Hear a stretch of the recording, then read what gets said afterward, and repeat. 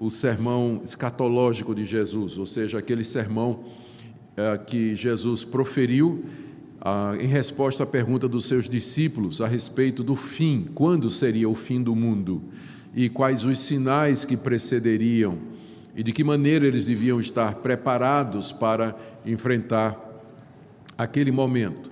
O assunto sempre é importante, sempre é relevante. Há muitos irmãos que estão aqui que vieram de igrejas que têm uma visão a respeito destes assuntos diferente do posicionamento das igrejas reformadas e da igreja presbiteriana em particular. Então, espero que esses 3 estudos eles sejam úteis e sejam abençoados na vida dos irmãos para esclarecimento, fortalecimento e também edificação na graça que nós temos em Cristo Jesus. Nós vamos, então, fazer mais uma oração. Dessa feita, é uma oração pedindo a iluminação do nosso Deus para aquilo que nós iremos dizer em seguida. Você vai anotando as suas perguntas e, quem sabe, no final nós teremos oportunidade para responder uma boa parte delas.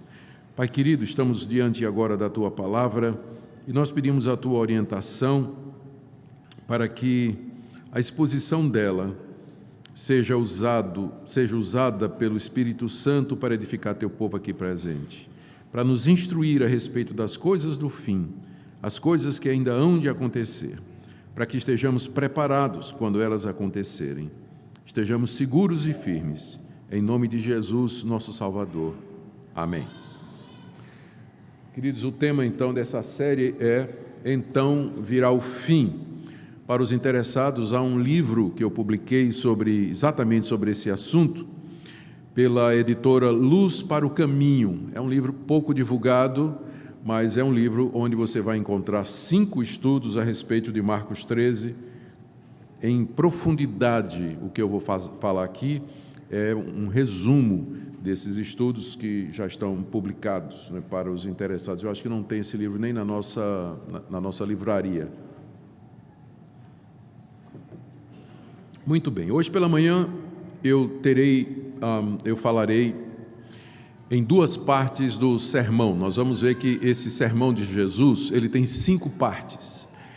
E hoje meu alvo era falar nas 2 primeiras. A primeira parte trata da destruição do Templo de Jerusalém.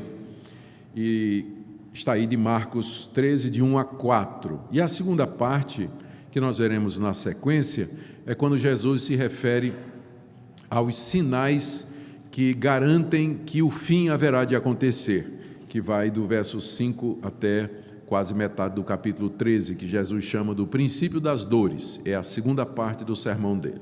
Então, nessa primeira parte, ele fala a respeito da destruição do Templo de Jerusalém e ele fala na seguinte situação. Vamos ler. Ao sair Jesus do templo, disse-lhe um de seus discípulos: Mestre, que pedras, que construções! Mas Jesus lhes disse: Vês estas grandes construções? Não ficará pedra sobre pedra que não seja derribada.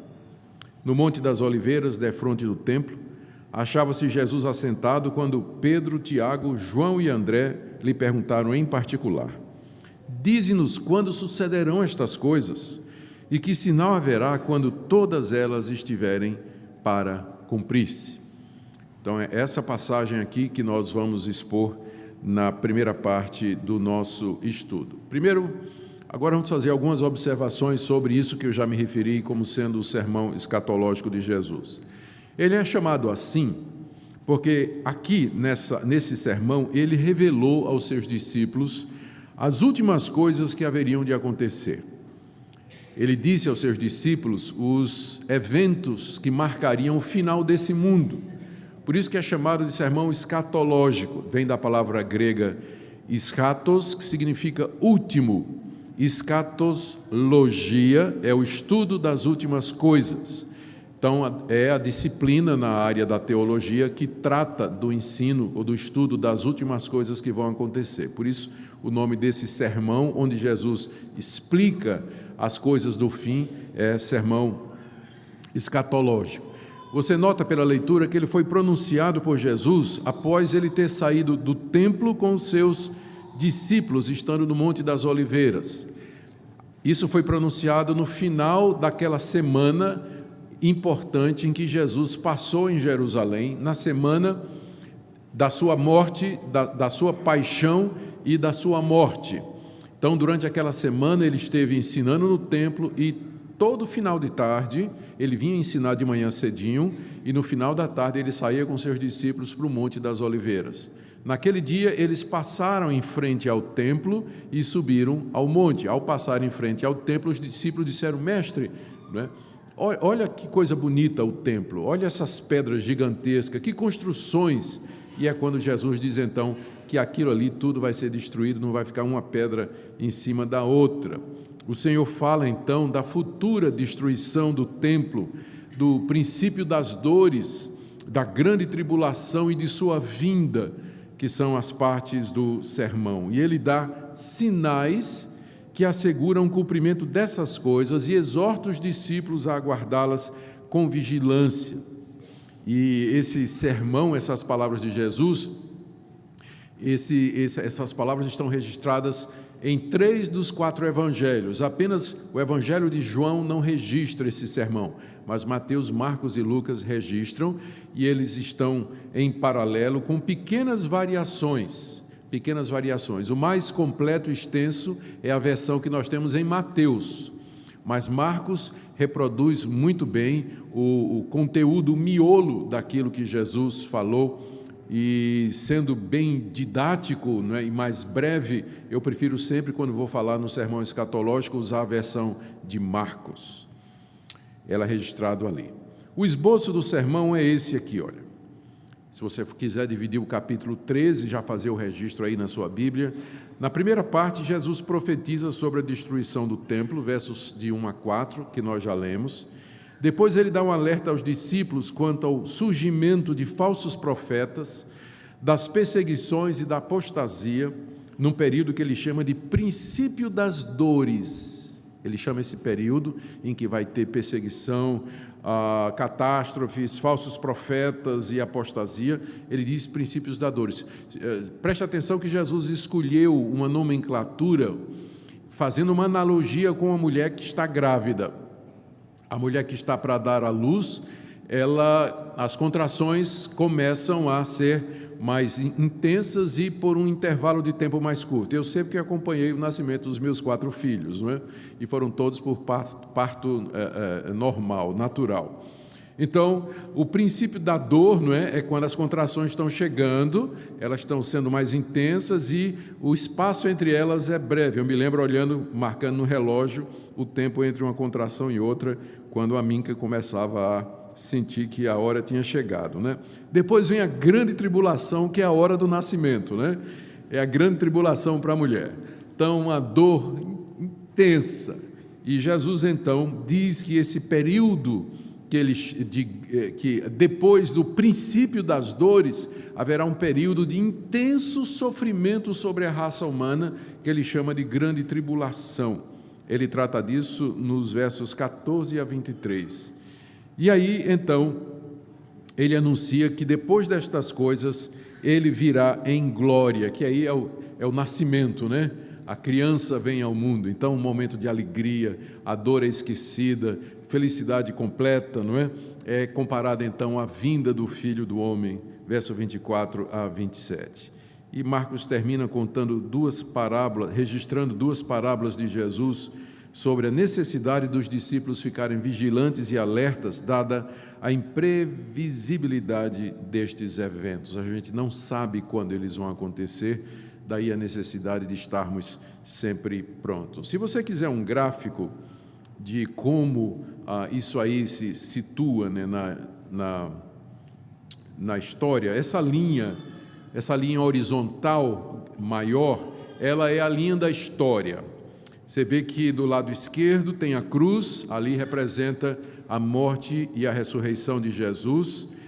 E no ano 70, você vê ali o númerozinho 70, houve a destruição de Jerusalém.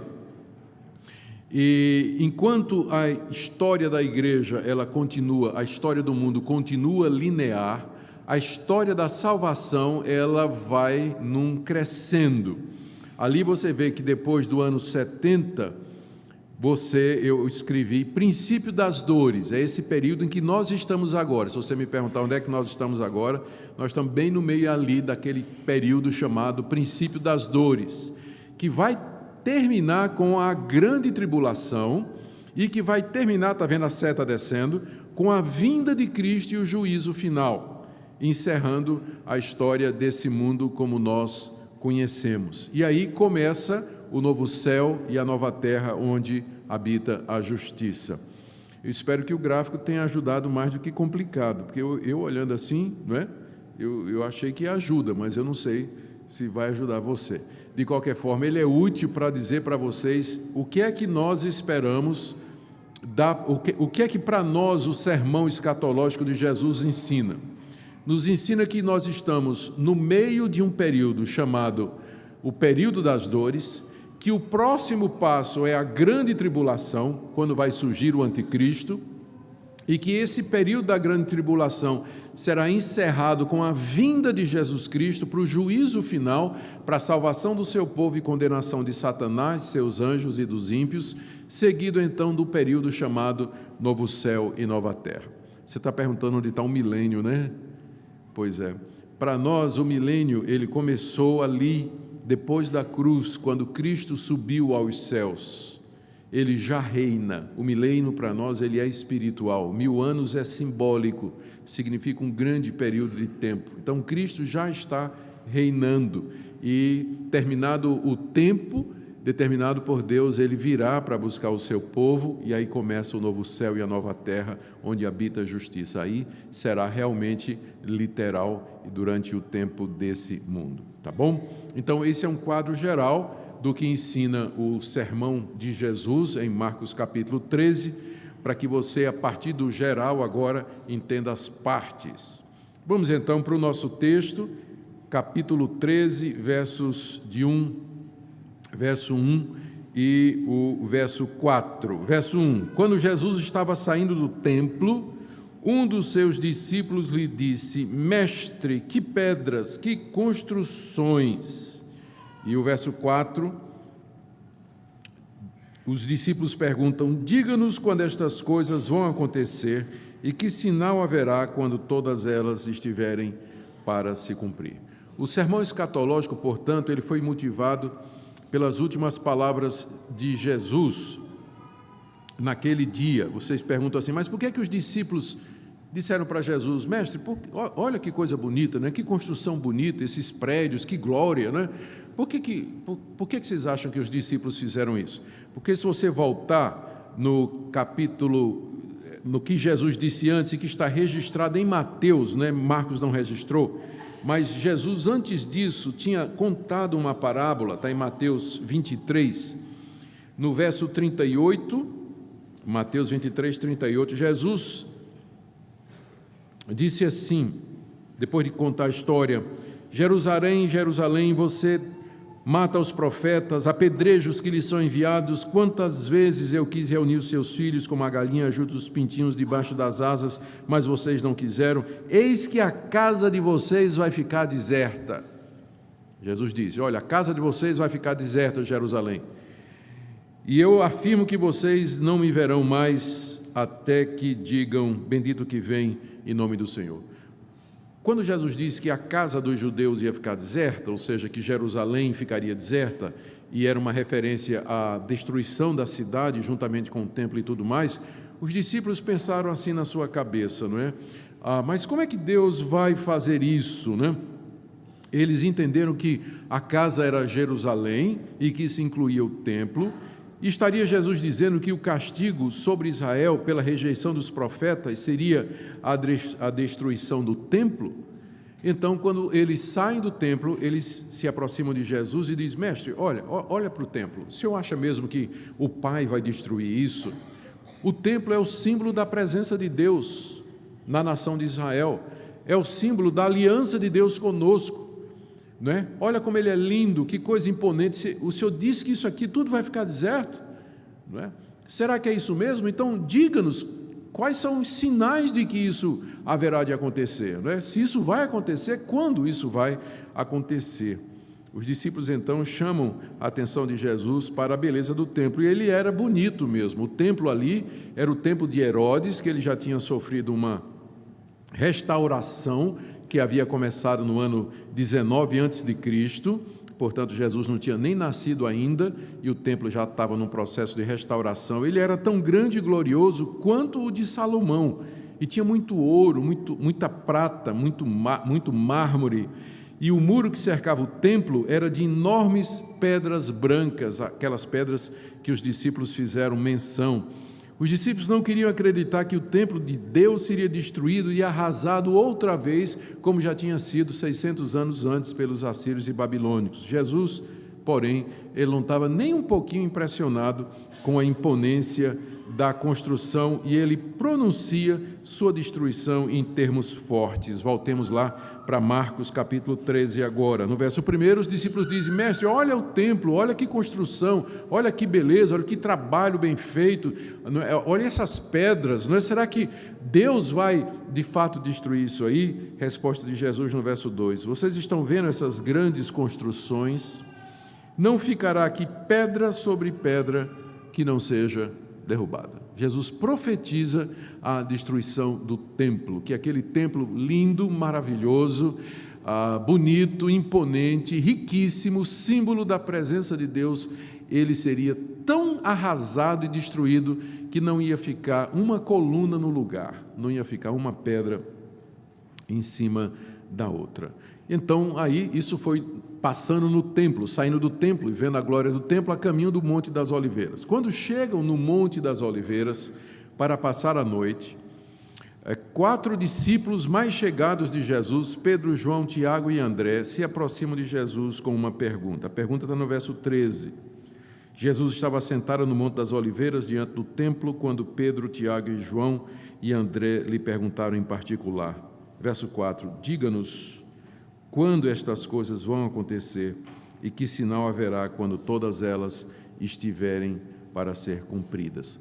É interessante, eles estavam bem defronte do templo, lá do Monte das Oliveiras, dá para ver o local onde era o templo, hoje tem uma mesquita, não é? Mas dá para ver o local do templo, e podiam ver suas construções impressionantes.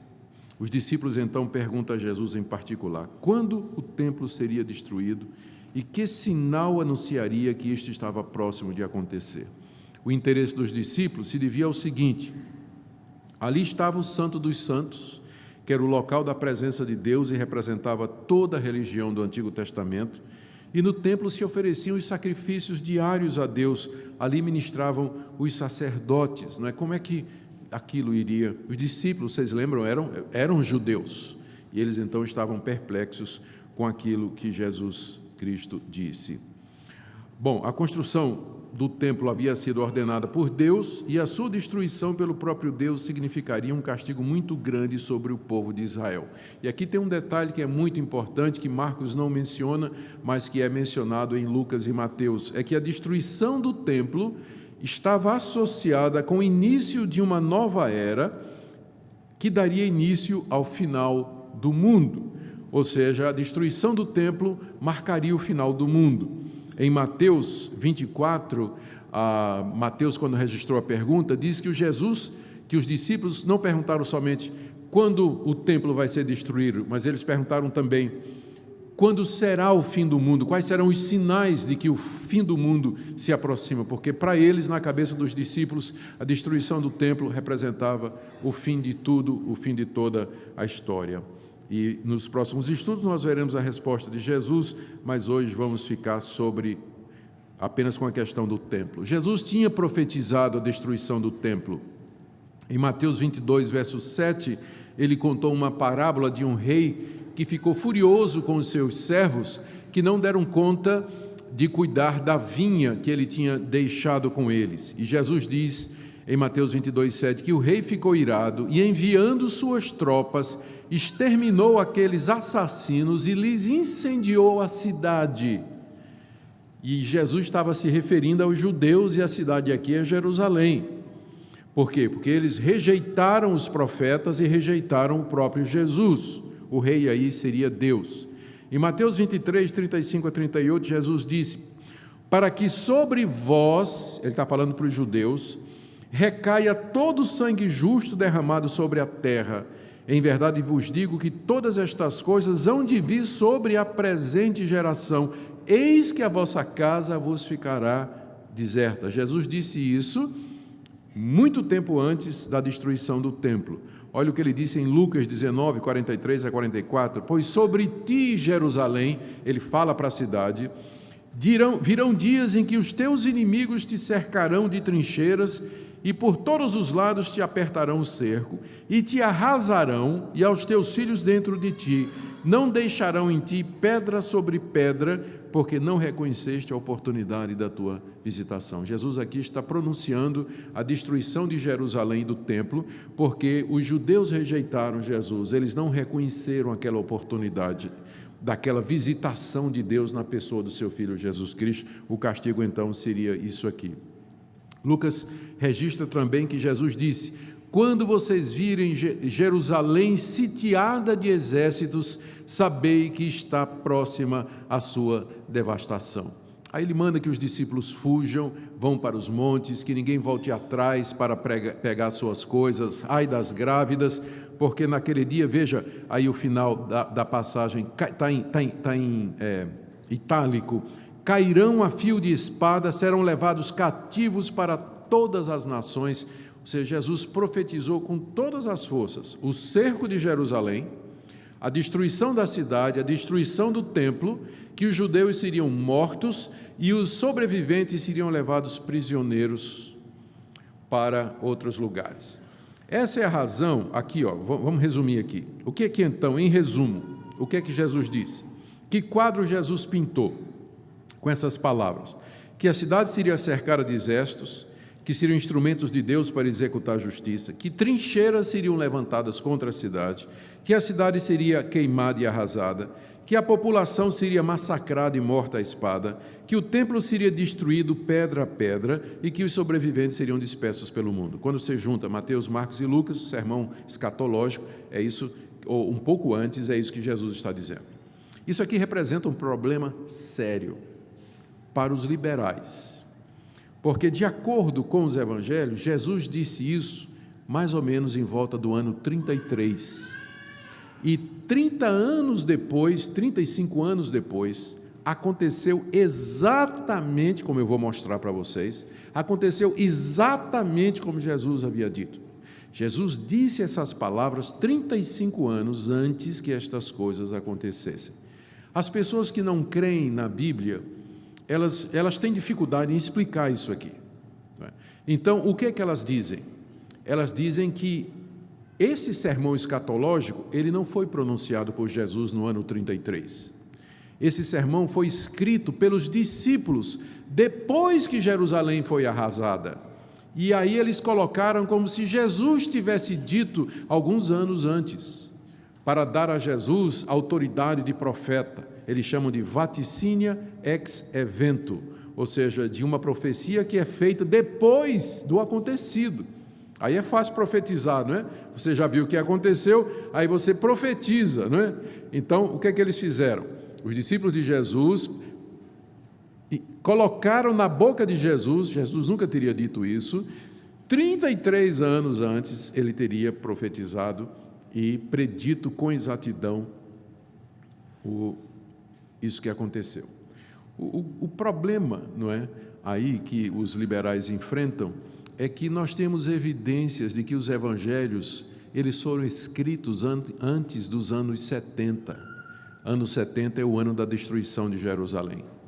Nós temos evidências arqueológicas, manuscritológicas e de outros autores, que não autores bíblicos, que referem, que autenticam a circunstância da criação ou da escrita dos evangelhos antes dos anos 70.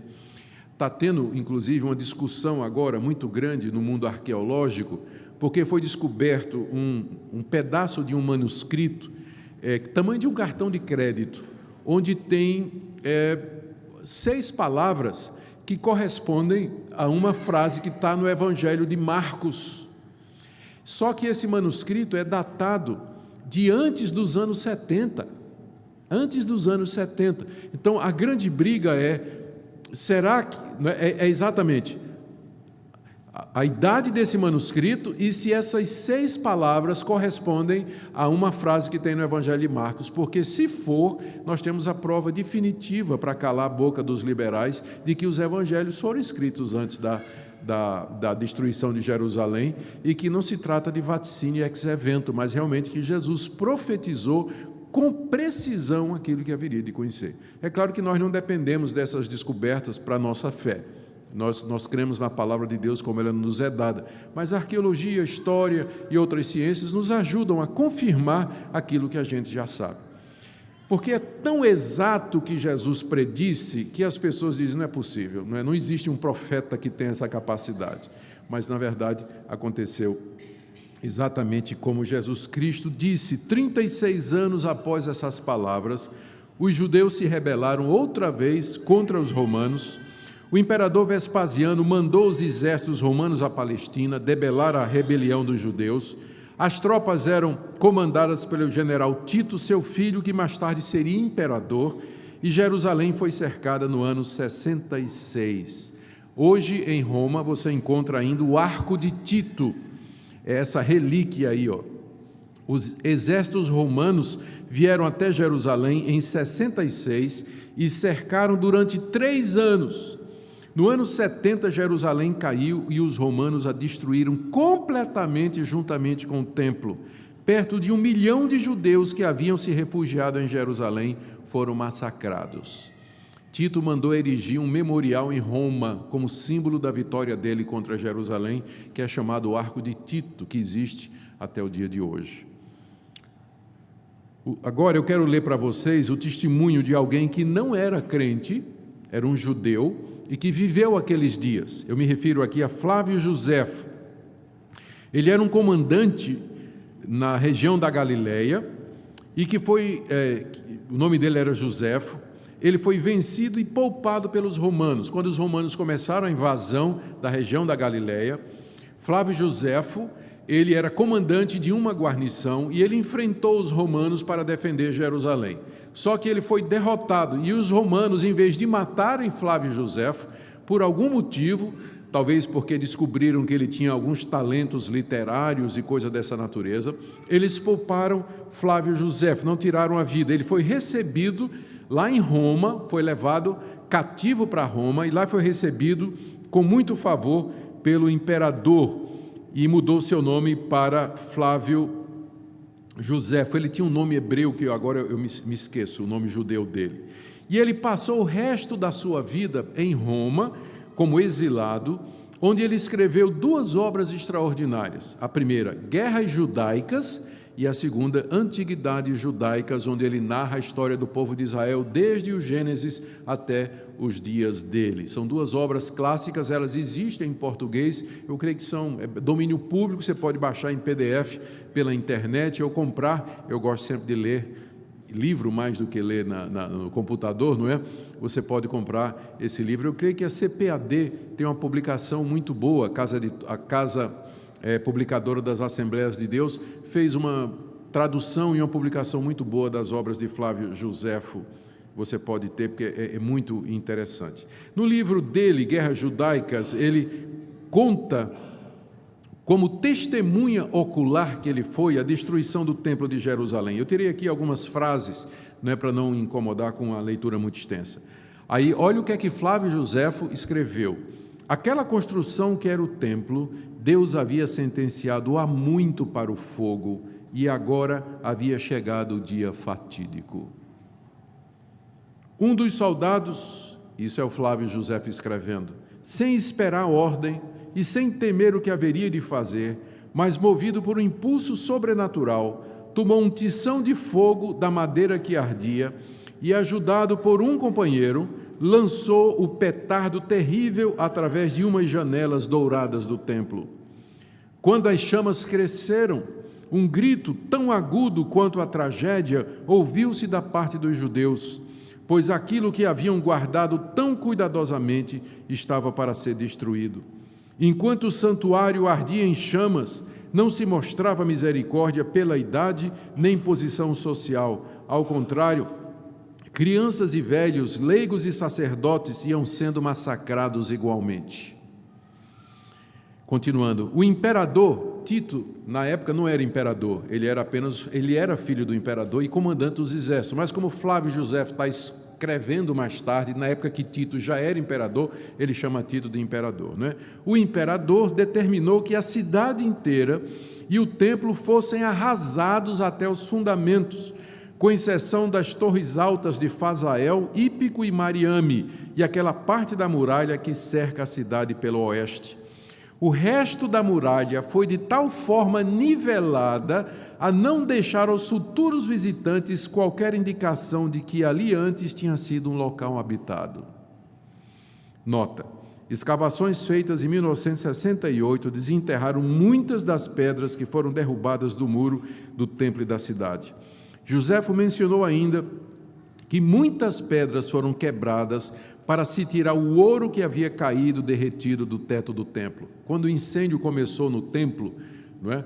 O fogo era tão intenso que aquelas partes de ouro que havia no templo se derreteram e o ouro líquido escorreu e entrou pelas frestas das pedras do assoalho. Os soldados, para pilhar, não é, para tirar aquela riqueza, eles removeram todas as pedras para tirar o ouro, cumprindo o que Jesus disse: não ficará pedra sobre pedra.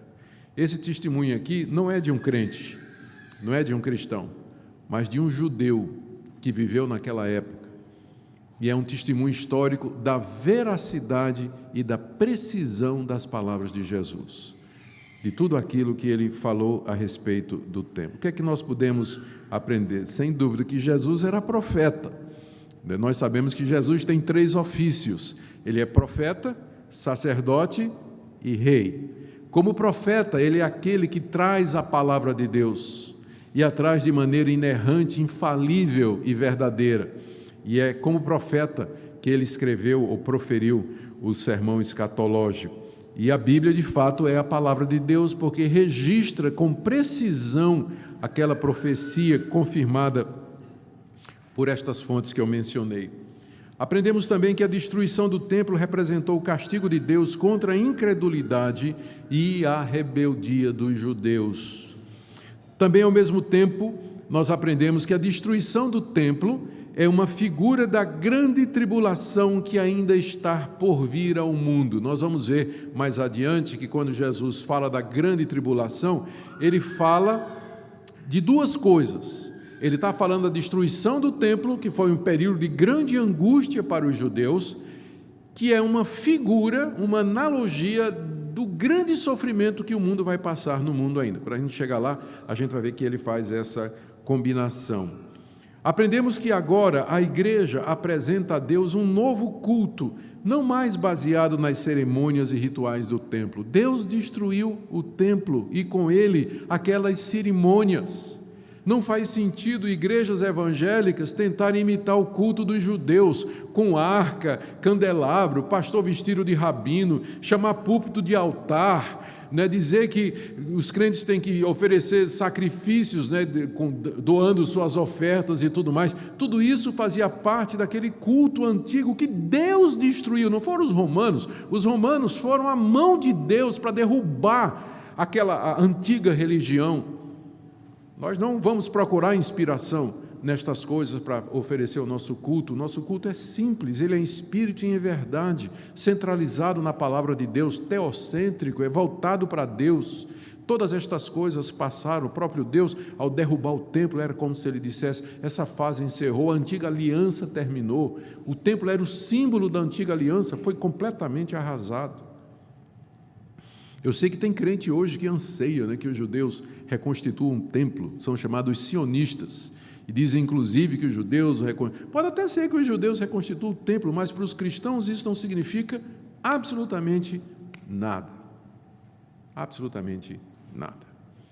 Estas coisas nós podemos aprender que as coisas esplêndidas desse mundo são todas passageiras. Eu pensei em colocar essa lição aqui, porque eu não deixo de ficar impressionado com a simplicidade de Jesus. Os discípulos chegaram: mestre, olha que templo, olha que lugar maravilhoso, que imponência. Jesus olhou e disse: não vai ficar uma pedra sobre outra aqui. Ou seja, Jesus não se impressionava com o esplendor desse mundo, com a glória das coisas desse mundo, com a majestade das construções.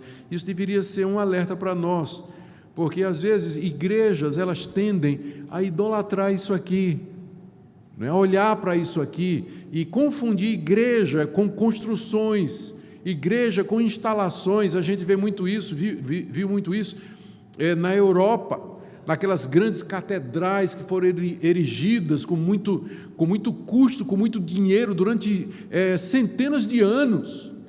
O Papa, para construir a Catedral de São Pedro, ele teve que inventar aquele negócio de vender indulgências, né?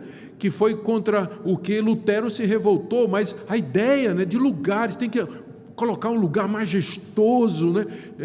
Trabalhado, arquitetonicamente insuperável, para a glória de Deus, quando Cristo não estava nem aí para esse tipo de coisa. Nós temos que ter cuidado para não confundir igreja com instalações, com edifícios, com coisas que estão ligadas. Estas coisas existem para servir a igreja, elas não podem virar um fim em si mesmas. Não pode virar um fim em si mesmas.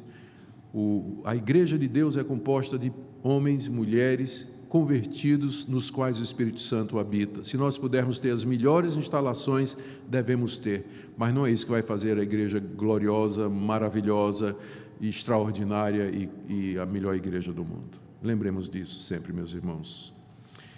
Eu creio que eu tenho tempo para ir para a segunda parte, né? Porque geralmente a gente vai até às 11, então tem 1 hora ainda que eu vou prender vocês aqui. Eu vou correr, vou acabar antes disso. Princípio das dores, capítulo 13, de 5 a 13. Nós vamos... Abra sua biblinha aí. O princípio das dores é a segunda parte dos sermões escatológicos. Deixa eu pôr aqui de novo na tela aquela divisão que eu fiz no início, só que eu destaquei em vermelho, tá certo? Aqui nós vamos para a segunda parte, acabamos de ver a primeira, não é? A segunda parte é quando Jesus alerta os discípulos quanto ao surgimento de falsos profetas, perseguições e apostasia, num período que Jesus chama de princípio das dores. Aqui nesse estudo nós veremos a resposta de Jesus a 2 perguntas de seus discípulos mais chegados. Quais foram? Primeiro, quando o templo seria destruído? Que sinal anunciaria que isso estava próximo de acontecer? E o anúncio da grande tribulação, que era aquilo? É importante notar que na resposta que Jesus dá aos seus discípulos, ele fala não somente da destruição do templo, mas da sua vinda, do fim do mundo e das coisas que haverão de acontecer até lá. Esses assuntos estão misturados aqui no sermão e nem sempre é fácil separar. Então vejamos primeiro os sinais que Jesus dá aos seus discípulos quanto à destruição do templo e do final do mundo. E vou ler o texto aqui, o texto eu vou colocar na tela, talvez a letrinha seja muito pequena, né, para vocês verem, mas está aí. Então, depois que os discípulos perguntaram, Jesus passou a dizer-lhes: vede que ninguém vos engane. Muitos virão em meu nome dizendo, sou eu, e enganarão a muitos. Quando, porém, ouvirdes falar de guerras e rumores de guerras, não vos assusteis. É necessário assim acontecer, mas ainda não é o fim. Porque se levantará nação contra nação e reino contra reino, haverá terremotos em vários lugares e também fomes. Estas coisas são o princípio das dores. Eu coloquei em negrito, não é, porque Jesus está dizendo que estas coisas, ele chama de o princípio das dores. Estai vós de sobreaviso, porque vos entregarão aos tribunais, às sinagogas, sereis açoitados, e vos farão comparecer à presença de governadores e reis por minha causa, para lhes servir de testemunho. Mas é necessário que primeiro o evangelho seja pregado a todas as nações. Quando, pois, vos levarem e vos entregarem, não vos preocupeis com o que haveis de dizer, mas o que vos for concedido naquela hora, isso falai, porque não sois vós os que falais, mas o Espírito Santo. O irmão entregará à morte outro irmão, e o pai ao filho, Filhos haverá que se levantarão contra os progenitores e os matarão. E sereis odiados de todos por causa do meu nome. Aquele, porém, que perseverar até o fim, esse será salvo. Aqui Jesus coloca quais serão os sinais do fim. Note que esses sinais, eles são bem gerais. Ele falou de terremoto, fome, calamidade, perseguição, apostasia, falsos profetas. Eles visam apenas nos dar certeza de que essas coisas vão acontecer e não marcar uma data no calendário. Nenhum daqueles sinais que Jesus falou nos dá uma dica do quando. Infelizmente, isso não tem sido entendido por muitos cristãos, que durante a longa história da igreja marcaram a data da vinda de Jesus. Quando os discípulos perguntaram: dize-nos quando serão estas coisas e que sinais haverão de que elas vão acontecer, Jesus não respondeu dando uma dica de data, de quando haveria de ser, mas ele respondeu dando os sinais que antecederiam, para dar segurança aos seus discípulos de que aquilo que ele falou haveria de acontecer. Porque esses sinais são muito gerais, não é? Eles vêm acontecendo há 2000 anos, terremoto, fome, epidemia, guerra, perseguição, apostasia, falso profeta, há 2000 anos que isso vem acontecendo. Então, não tem como a gente marcar uma data a partir destes sinais que Jesus diz aqui. São sinais tanto da destruição do templo, lembra que os discípulos estavam com essa preocupação na mente, quanto do fim do mundo, e eles estão misturados. Lembre que muitas profecias do Antigo Testamento tinham duplo cumprimento ou mais. Elas servem para confirmar a autoridade de Jesus como profeta e como Filho de Deus. Vamos dar uma olhadinha agora nestes sinais que Jesus anunciou que haveriam de anteceder o fim do mundo, não é? E que marcariam esse período que ele chamou de princípio das dores, e que é um período que já está durando 2000 anos. O princípio das dores já dura 2000 anos, e nessa época todas estas coisas vêm acontecendo. O primeiro sinal de Jesus, que ele disse no versos 5 a 6, foi o surgimento de falsos profetas. Ele diz: cuidado que ninguém engane vocês, porque muitos virão em meu nome e enganarão a muitos. Jesus disse que seriam muitos. Jesus disse que eles viriam em seu nome, dizendo ser o Messias. Jesus disse que eles enganariam a muitos. Jesus disse que a mensagem deles é: o fim do mundo chegou. Jesus se referia aos falsos messias de seus dias até os dias de hoje. Interessante que o Bar Kokhba era um judeu revolucionário. No ano 130 depois de Cristo, ele anunciou que era o Messias e liderou uma outra revolta contra os judeus quando teve aquela famosa batalha na fortaleza de Massada, em que os judeus foram esmagados pela segunda vez. Primeira vez no ano 70 e a segunda vez no ano 130. Quem não lembra do coreano Reverendo Moon, que disse que era Jesus, que era o Messias? A advertência de Jesus: tenham cuidado para não serem enganados. Nesses 2000 anos de história não faltou gente dizendo que era o Cristo. Não faltou gente, por exemplo, o Papa, que diz que é o representante de Cristo na terra. No trono dele está escrito Vicarium Dei Filiae, vigário do Filho de Deus. Vigário aqui não é no sentido pejorativo que a gente usa no vernáculo, né? Mas vigário aqui significa substituto, o representante do Filho de Deus na terra. Então a Igreja Católica vem anunciando, né, que o Papa é o representante do Cristo na terra há 2000 anos. 2000 anos não, que eles começaram na Idade Média, faz aí uns 1500 anos mais ou menos, não é? Fora outros que têm aparecido, né, e têm se considerado, apresentado como Messias, como salvadores do mundo, ou alguns que dizem que receberam a revelação de Deus, como por exemplo os fundadores do mormonismo, né, dizendo que Joseph Smith recebeu a última revelação de Deus para esse mundo, e por aí vai. Então o surgimento de falsos profetas anunciando o fim, se propondo a Messias e tudo mais, a quantidade é muito grande através da história da igreja, e isso desde, o Bar Kokhba foi no ano 130, Isso desde o início da cristandade até o dia de hoje. Sempre teve falso profeta se apresentando e trazendo ensinamentos errados para o povo de Deus. Jesus também falou de guerras e anúncio de guerras, versos 7 a 8. Conflitos armados ou não entre reinos, povos e nações. As guerras trazem medo, temor e angústia e colocam a humanidade em perigo de extinção. Desde seus dias até hoje, as guerras têm acontecido. Desde que Jesus disse, olha, um dos sinais do princípio das dores são as guerras, daquela época até hoje, não deixou de acontecer. Quando Jesus falou essas palavras, o mundo estava em paz. Era a chamada Pax Romana. Os romanos haviam dominado o mundo conhecido, submetido às nações e obrigado as nações a pararem de guerrear entre si. Era uma paz forçada pelo poderio militar de Roma, mas era paz. E nesse período, Jesus disse, haverá guerras. E então, 40 anos depois, as guerras sacudiram o Império Romano.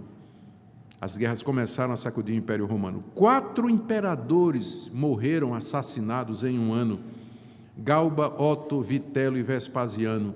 Só nos últimos 300 anos, irmãos, houve mais de 300 guerras na Europa, na África, no Oriente. A advertência que Jesus deu aos discípulos, não se assustem com essas guerras. O fim do mundo não virá através de uma guerra. Elas apenas mostram o pecado do homem e a ira de Deus. Vocês sabem que é muito popular isso, né? O pessoal diz que o mundo vai acabar com a terceira guerra nuclear. Lembra que Jesus Cristo, depois de dizer, haverá guerras, rumores de guerra, nação contra nação, o que é que ele disse? Não se assustem, porque ainda não é o fim. Então o mundo não vai acabar numa guerra nuclear. Jesus disse que não seria através de uma guerra. Isso é a fantasia popular, é a imaginação de Hollywood e outras pessoas aí. Mas palavras de Jesus, não se impressionem, não se assustem quando vocês virem nação se levantar contra nação. Então, quando o crente vê essas guerras no Oriente, quando o crente vê esses conflitos internacionais, o coração dele se entristece, mas no coração dele ele diz, isso está exatamente como Jesus Cristo disse. Jesus disse que seria assim. E qual o propósito? Por que Jesus Cristo disse que era necessário que isso acontecesse? Mas ainda não era o fim. São as palavras dele. É necessário que essas guerras aconteçam. As guerras são necessárias para mostrar a nossa impotência de resolver os nossos problemas. O homem não consegue viver em paz há 2000 anos que Jesus disse que haveria guerra e rumor de guerra e nação contra nação, e nunca teve um ano que se passou sem que alguma nação estivesse brigando com outra em alguma parte desse planeta. Por quê?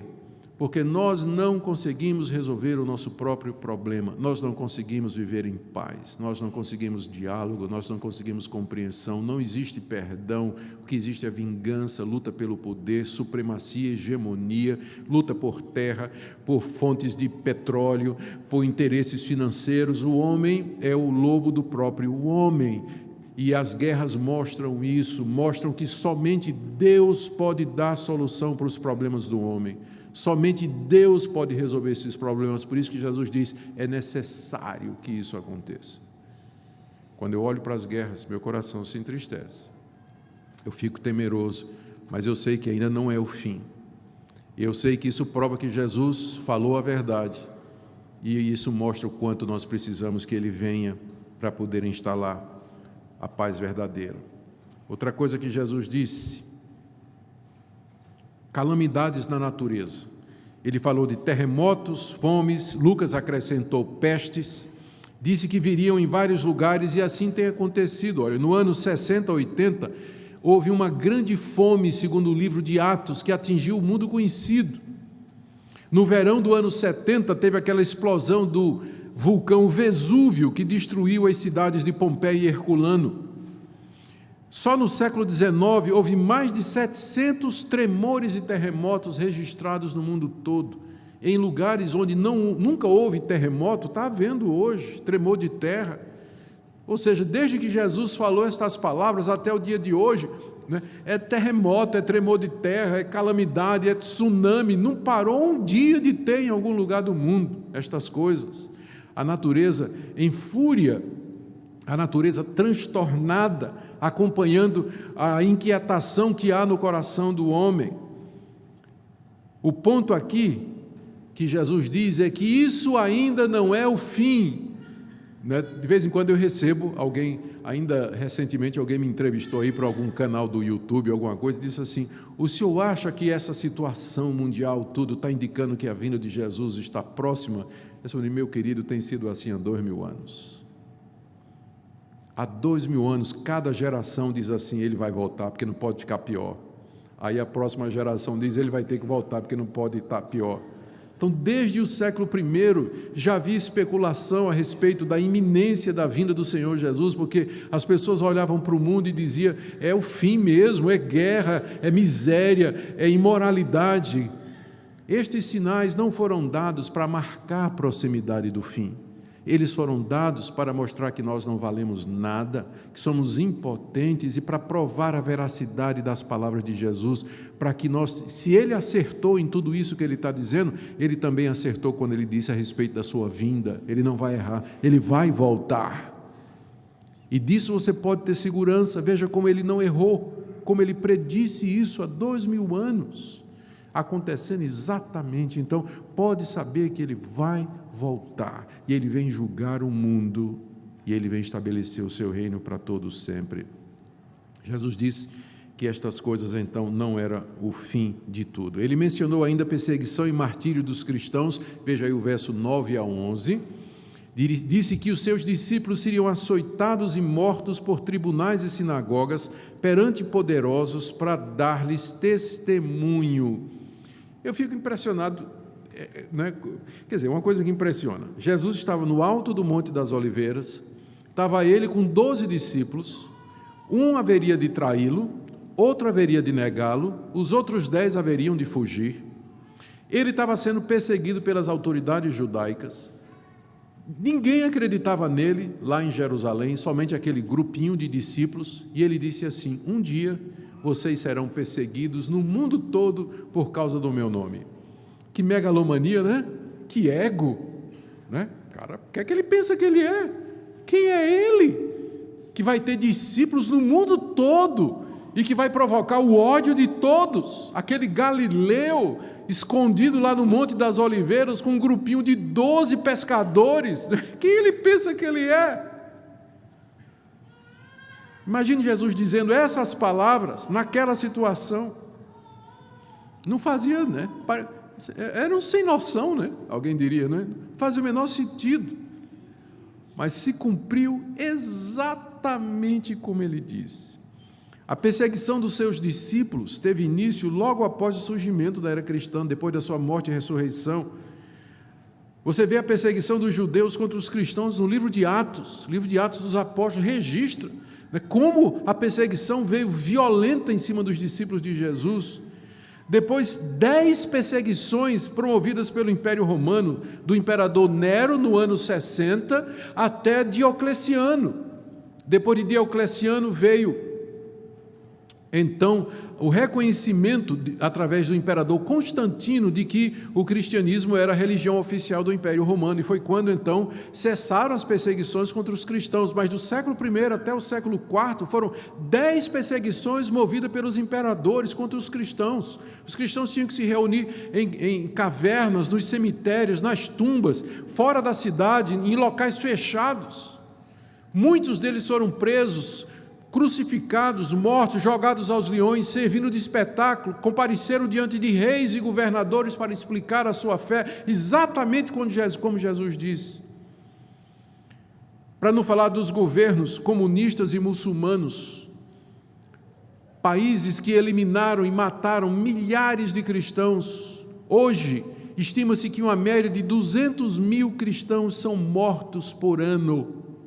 É a religião mais perseguida do mundo. São mortos nos países muçulmanos, mortos nos países como Coreia do Norte, onde o cristianismo é proibido, são mortos a China hoje tem uma política mais aceitável, mas até pouco tempo, muitos mártires chineses. A gente não tem ideia do tamanho da igreja na China.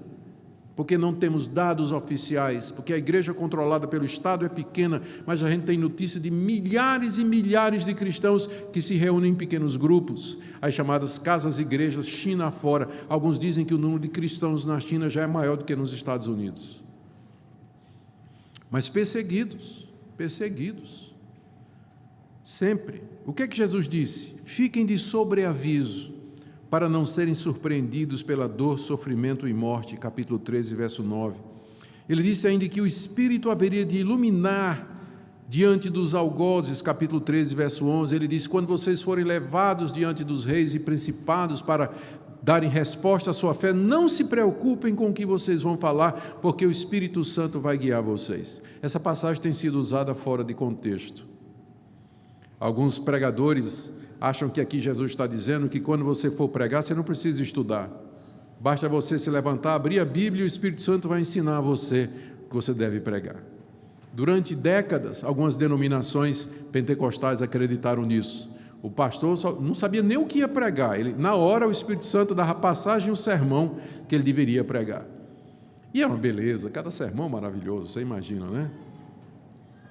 Eu acredito que o Espírito Santo, ele guia o pregador uma semana antes, quando ele está preparando o seu sermão, não é?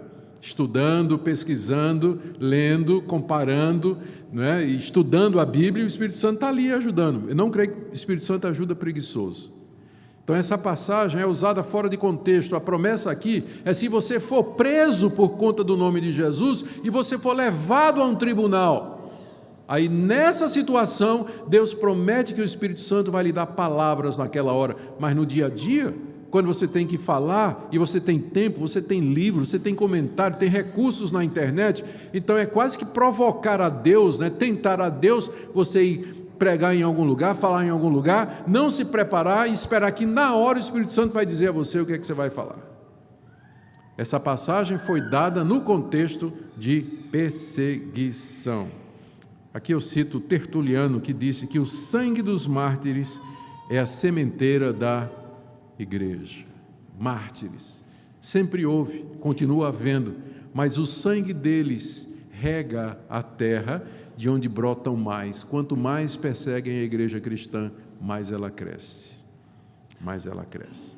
Outra coisa que Jesus diz, pregação do Evangelho a todo mundo. Ele diz que as boas novas do Evangelho deveriam ser anunciadas não a todo indivíduo, mas entre todas as nações do mundo, e isto em meio a um período de perseguição e sofrimento. E é isso que tem acontecido através dos séculos. Os apóstolos se espalharam pelo mundo. Eles ficaram em Jerusalém somente um período, depois eles se espalharam pelo mundo. Mesmo na Idade Média, que às vezes chamaram do período das trevas, houve trabalho missionário de padres e monges que levavam pelo menos o nome de Cristo e algum conhecimento do Evangelho a nações espalhadas pelo mundo. Depois da Reforma Protestante, vem o surgimento do período das missões de fé e o moderno movimento missionário que tem alcançado cada vez mais etnias, raças e línguas. E hoje nós temos os recursos para evangelizar cada parte do mundo. E lembre, quando Jesus disse assim, e esse evangelho será pregado a todas as nações. Estava sozinho no alto do monte, com 12 discípulos, acossado e acuado pelas autoridades. E ele disse, esse evangelho será pregado a todas as nações. Pregação do evangelho em todo o mundo. Muito bem. Ele disse também, estou chegando no fim, gente, para que não pareça que nós já estamos na grande tribulação, eu já vou correr para o fim. Ele profetizou que haveria divisão familiar por conta do Evangelho, capítulo 13, verso 12. Ele diz que pais se levantariam contra os filhos e filhos contra os pais, por conta dele, por conta do Evangelho. O que é que ele quis dizer? Não é que o Evangelho provoca animosidade, mas quer dizer que uma pessoa que se converte numa família onde outras não se convertem, haverá hostilidade daquelas contra ele. E no fim o pai vai ficar contra o filho que é crente, ou então o filho vai ficar contra o pai que é crente. Isso Jesus falou, né, se haveria essa época de perseguição, pessoas trairão, entregarão familiares que professam a Cristo, até mesmo Jesus disse, haverá aqueles que matarão os próprios filhos por conta do Evangelho. Ou seja, o ódio a Cristo seria maior do que os laços familiares, e o amor a Cristo também, não é? O amor a Cristo e o ódio a Cristo superando laços familiares é o que tem ocorrido na história e ocorre até o dia de hoje. Eu sei que muitos de vocês aqui podem contar histórias desse tipo, de familiares de vocês que detestam, que se tornaram hostis e que mudaram o comportamento depois que vocês começaram a professar o Evangelho em Cristo Jesus. Em alguns lugares, em algumas épocas, esse ódio e hostilidade viraram mesmo crime. Esse ódio, Jesus disse no verso 13, é por conta do nome dele, que traria perseguições e morte dos cristãos. Olha o que Jesus advertiu aos seus discípulos aqui: perseverem até a morte sem se desviar da fé.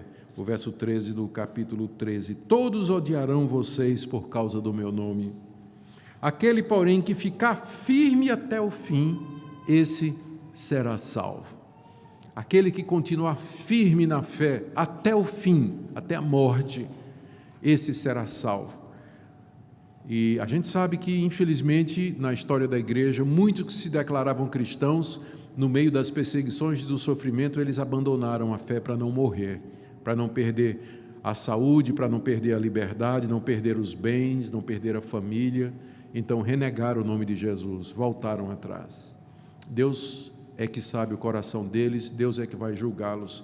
Mas Cristo diz aqui que aquele que perseverar até o fim, esse é que será salvo. Podemos aprender algumas coisas aqui, eu quero já anunciá-las. Primeiro, que esse período então que Jesus descreve como o princípio das dores, ele representa os estertores de um mundo que se aproxima do seu final, mas ainda não é o fim. Lembra da comparação que eu fiz? Essas coisas que eu mencionei aqui, perseguição, familiares contra, guerra, a morte, calamidades e tudo, isso é apenas aquelas contrações da mulher que está para dar à luz. As contrações chegaram. Nós estamos nesse período de contração, o mundo está se contraindo, está em revolto, né? Sentindo as dores, o fim se aproxima, o momento está chegando. É isso que estas coisas objetivam ensinar para nós, não é? Que o fim se aproxima, está chegando e ele virá com certeza. É um período de perseguição e sofrimento para os cristãos, mas também de salvação e evangelização. Jesus quis evitar que os discípulos fossem enganados pelos falsos mestres que virão anunciando sua vinda e o fim do mundo. Estava vendo não sei porque que eu fico vendo essas coisas, estava no YouTube vendo uma profetisa anunciar a vinda de Jesus para daqui a 2 anos, né, marcando inclusive a data. Esse pessoal não aprende, né? A quantidade de erro, né, que já todas as datas que foram dadas, né, falharam, exatamente porque Jesus disse que nós não teríamos como predizer, não é? Ele quer que nós evitemos ser enganados por essas pessoas. Constantemente Jesus diz nessa parte, ainda não é o fim. Então, da próxima vez que você ouvir falar de uma guerra no Oriente Médio, alguma coisa acontecendo com Israel, Coreia do Norte desenvolvendo armamento nuclear, diz que não vai, mas a gente não sabe, ou Irã, ou Iraque, não é? E tudo mais, você diz, pronto, não é? Chegou. Jesus disse, ainda essas coisas, você não pode, partindo dessas coisas, dizer o fim chegou, porque elas não representam o fim do mundo. Vai ficar muito pior. Vai ficar muito pior. Próximo estudo, nós vamos ver isso, tá bom? Mas ainda não é o fim. Esses sinais visam apenas confirmar o retorno e o fim do mundo, que são certos, e não dar dicas para marcar datas. Oremos. Te agradecemos, ó Deus, pelas palavras do Teu Filho, Teu profeta, o Verbo de Deus, que nos anunciou o futuro com tanta precisão, tanta exatidão, fortalecendo a nossa confiança em tudo mais que Ele disse. Ora, vem, Senhor Jesus, nós aguardamos a Tua vinda, Senhor. Ela é tão certa como os sinais que o Senhor nos deu. E nós, enquanto nesse princípio de dores, pedimos graça para perseverar até o fim, para não desanimar, no meio de tanta miséria, calamidade, sofrimento, temor, angústia, medo que nos acontecem. por calamidades naturais, alterações e incertezas na política financeira do nosso país, na vida política do nosso país, a insegurança pessoal, as doenças que nos acometem, nos ajuda a ficar firmes, sabendo que o nosso lar não é aqui e que esse mundo está em convulsão, prestes a dar a luz ao novo mundo onde reina a paz. Dá-nos graça para perseverar por amor de Jesus. Amém.